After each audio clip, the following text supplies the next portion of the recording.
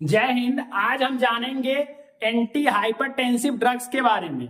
जो anti hypertensive वो drugs होती है जो हाई बीपी यानी हाई ब्लड प्रेशर को कम करती है। उसी ड्रग्स के बारे में आज हम जानेंगे, क्योंकि हाई बीपी के पेशेंट बहुत ही ज्यादा है और हम आज जानते हैं हाइपरटेंसिव ड्रग्स।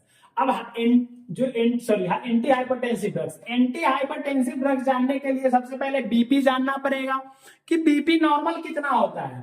तो बीपी, सबसे पहले बीपी जानते हैं। ब्लड प्रेशर क्या होता है? ब्लड प्रेशर ऐसे तो 120/80 mmHg इसका यूनिट होता है, यानी ये नॉर्मल वैल्यू है। किसका? ब्लड प्रेशर का नॉर्मल वैल्यू कितना है? 122/80 mmHg। ये नॉर्मल वैल्यू है ब्लड प्रेशर का। यदि इससे बढ़ जाता है, फ्लक्चुएट कर जाता है, इंक्रीज कर जाता है, तो उस कंडीशन को बीपी बोला जाता है। अब उसमें भी बीपी में एक तो प्री हाइपरटेंशन, एक प्री हाइपरटेंशन बोला जाता है। HTN का मतलब होता है hypertension. Pre hypertension, stage 1 hypertension, stage 2 hypertension. क्या होता है? Stage 1 hypertension, stage 2 hypertension. तो प्री हाइपरटेंशन किसको बोलेंगे? जब बीपी कितना हो जाएगा? बढ़ करके 120 से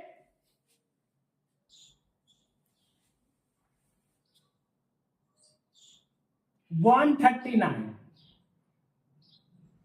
120 से 139।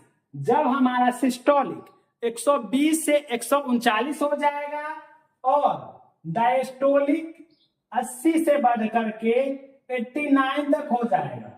mmHg यूनिट आप लिखना ना भूले। हम भूल जाए फिर भी चलेगा, लेकिन आप लिखना नहीं भूलेंगे।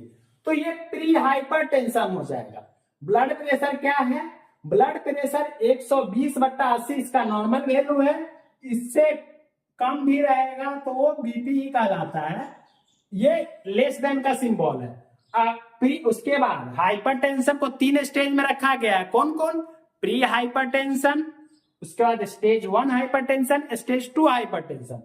तो जब हमारा बीपी 120 से बढ़कर 139 तक हो जाएगा और सिस्टोलिक और डायस्टोलिक 80 to 89 हो जाएगा, तो वो प्री हाइपरटेंशन होगा। दोस्तों, हम इसलिए ये बता रहे हैं, अगर आप हाइपरटेंशन ही नहीं जानेंगे तो एंटी हाइपरटेंसिव ड्रग्स यानी ब्लड प्रेशर में जो यूज होने वाली दवाई है उसके बारे में आप जानकर भी क्या कर सकते हैं। तो सबसे पहले जान जाइए कि हाई बीपी क्या होता है, ब्लड प्रेशर क्या होता है। ये सभी के लिए इंपॉर्टेंट है। तो 120 to 139। अब स्टेज 1 में कितना आ जाएगा? 142, 159 और 92 कितना? ये 92 100 mmHg।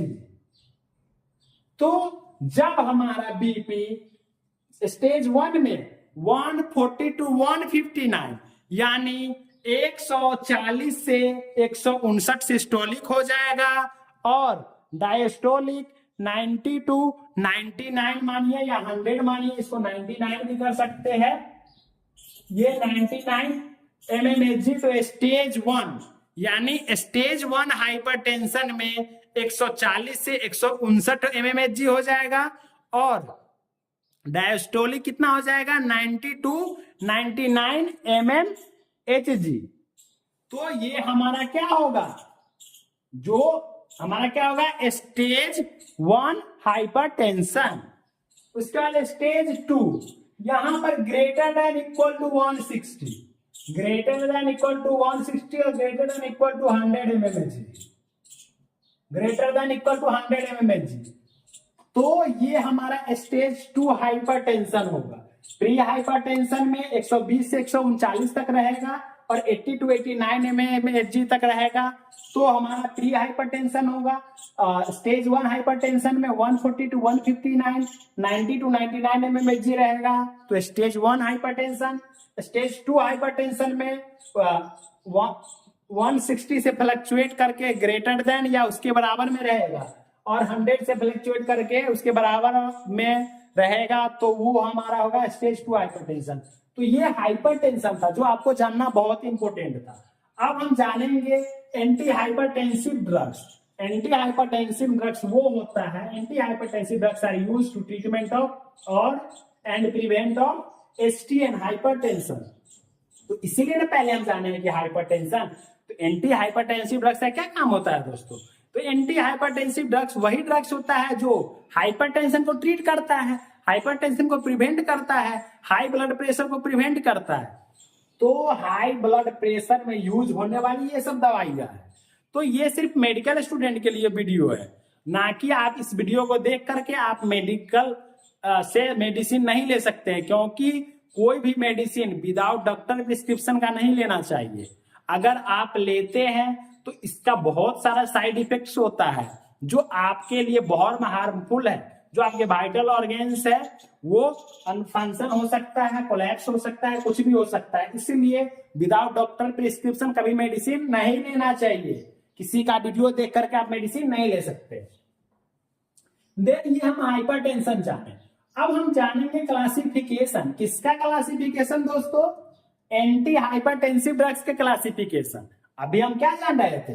अभी हम जान रहे थे ये डिफिनेशन कि हाई बीपी क्या होता है। हाई ब्लड प्रेशर वैसा ब्लड प्रेशर होता है जो हमारा नॉर्मल बीपी से बीपी फ्लक्चुएट आता है, बढ़ा हुआ आता है, तो वो हाई बीपी होता है। अब क्लासिफिकेशन ऑफ ड्रग्स, कौन ड्रग्स? एंटी हाइपरटेंसिव, यानी एंटी हाइपरटेंसिव ड्रग्स क्या क्या होता है। सबसे पहले इसमें लेते हैं कैल्शियम चैनल ब्लॉकर्स।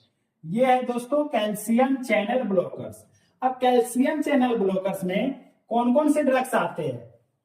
एक आता है वेरापामिल, जो वेरापामिल के नाम से आता है। एक आता है एम्लोडिपिन, निफेडिपिन, फेलोडिपिन और डिल्टाजियम हाइड्रोक्लोराइड। तो ये टोटल 5 ड्रग्स हमने बताया और सारे होते हैं। तो ये वेरापामिल याद रखिएगा, एम्लोडिपिन, निफेडिपिन, फेलोडिपिन, डिल्टाजियम हाइड्रोक्लोराइड। देखिए इसमें कुछ कॉमन है, डिपिन डिपिन डिपिन। तो ये याद रख लीजिएगा, 2-3 भी याद रख लीजिएगा तो एग्जाम के लिए काफी है। तो ये डिपिन डिपिन याद रखिएगा। तो ये कैल्शियम चैनल ब्लॉकर्स है।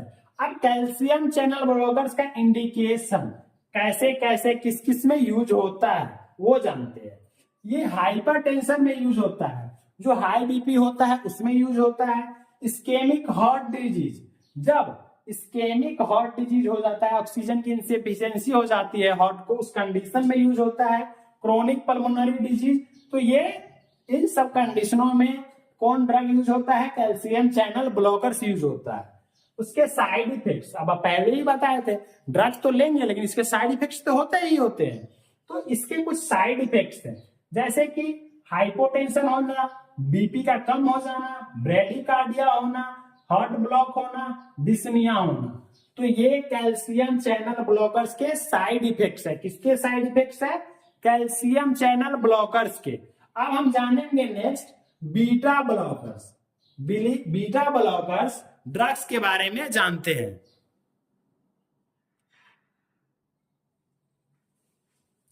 बीटा ब्लॉकर्स में पहला ड्रग आता है एटिनोलॉल। क्या आता है? Atenolol.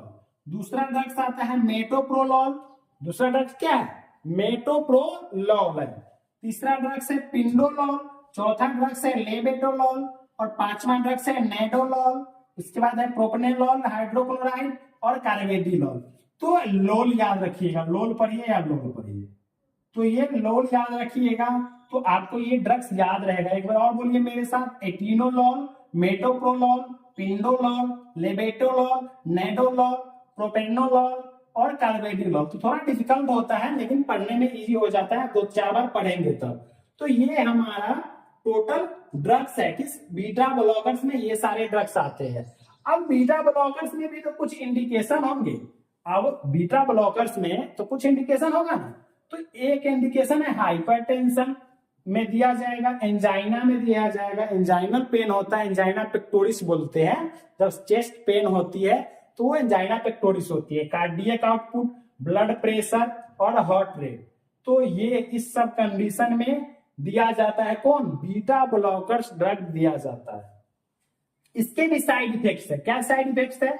Slow heart rate, heart rate कम हो जाएगा, तब लो ब्लड प्रेशर, डिजीनेस हो जाएगा, फैटिक हो जाएगा, डिप्रेशन हो जाएगा। उस कंडीशन में ये सॉरी इसके साइड इफेक्ट्स है, जो हम बीटा ब्लॉकर्स लेते हैं उसके साइड इफेक्ट्स है। थोड़ा मिसप्रिंट हो गया, आप सही कर लीजिएगा। साइड इफेक्ट्स क्या है, जब ये ड्रग्स लेंगे, बीटा ब्लॉकर्स लेंगे, तो स्लो हार्ट रेट हो जाएगा हमारा, लो ब्लड प्रेशर हो जाएगा, डिजीनेस हो सकता है, फैटिक हो सकता है, डिप्रेशन में जा सकता है। तो ये इसके साइड इफेक्ट्स है। अब हम तीसरा ड्रग्स के बारे में देखेंगे, अल्फा ब्लॉकर्स। अभी तो हमने देखा कैल्शियम चैनल ब्लॉकर्स, दूसरा क्या देखा, बीटा ब्लॉकर्स, अब तीसरा देखेंगे अल्फा ब्लॉकर्स। अब अल्फा ब्लॉकर्स में पहला ड्रग आता है पैराजोसिन, दूसरा ड्रग आता है डॉक्साजोसिन, तीसरा ड्रग्स आता है फिनॉक्सीबेंजामिन। तो ये 3 ड्रग्स मैंने बताया है। उसके बाद इंडिकेशन में इसका किस किस में दिया जाएगा, हाइपरटेंशन में, chronic heart failure CHF, then hypercalciuria, liver cirrhosis. तो ये इंडिकेशंस है। अब ये साइड इफेक्ट्स है कुछ इसके, डिजीनेस, फैटिक, लो बीपी और नेजल कंजेशन। ये टोटल 4 साइड इफेक्ट्स है किसके, जो हम अल्फा ब्लॉकर्स पढ़े हैं उस ड्रग्स के टोटल 4 साइड इफेक्ट